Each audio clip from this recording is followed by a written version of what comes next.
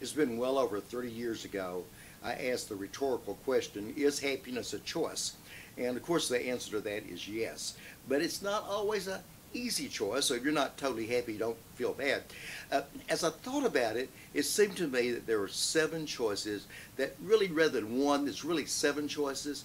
And even those you have to work at, but it seemed to me that number one was that to be kind to people.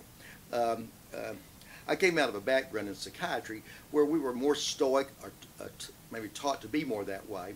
And so I decided that you look at 1 Corinthians 13 and you look just how people respond. People respond to kindness. So my principle number one was to be kind. Now, incidentally, I also learned that from depressed people because while they may have their faults, they're usually unusually kind people. So principle number one, I said, was to be kind. So I meant talking to us that are helping other people that we should be kind and warm and caring, Christ-like. Number two, I said to initially focus on behavior. Now, where did I get that? Well, maybe a couple of ways. One was logic. If you look at it, how we feel influences what we do, but it's also true what we do changes how we feel. Feelings are important, but the trouble with feelings is they're very tough to change at will. You try that sometime when you're down. Say to yourself, feel happy. And it's like they almost have a mind of their own. So rather than choosing initially to focus on feelings, I chose to focus initially more on behavior.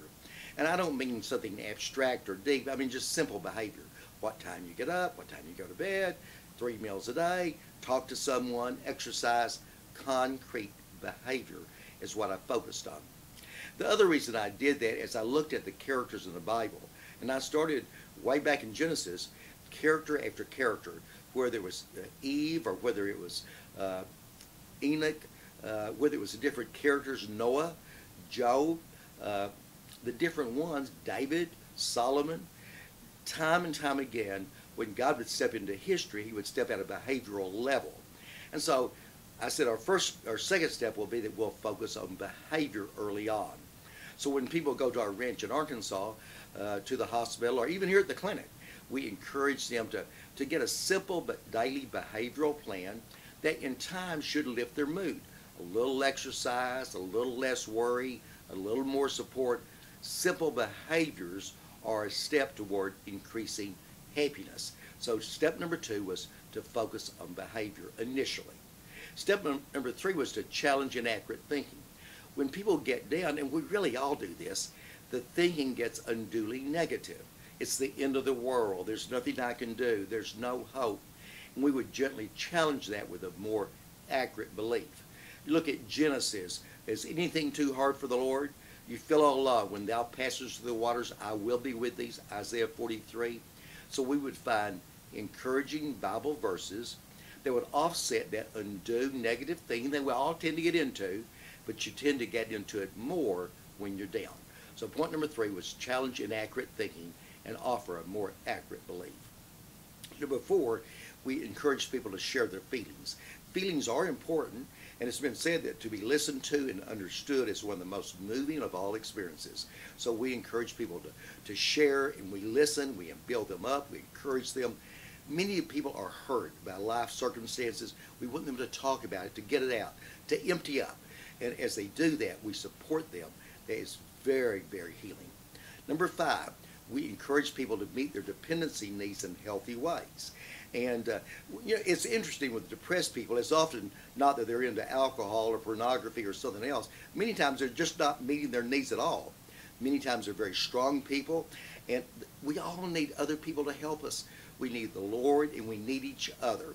So we encourage them to find other warm, loving, kind people where they can meet their needs in a healthy way. Number six, to consider the medical. There really is a medical dimension to how we feel.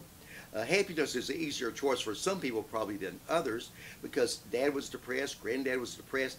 It's like it runs in the family, but even they can be helped sometimes through natural products, sometimes through a little bit of synthetic medicine. But the medical area is an area we understand so well today. We can even see depression on PET scans today.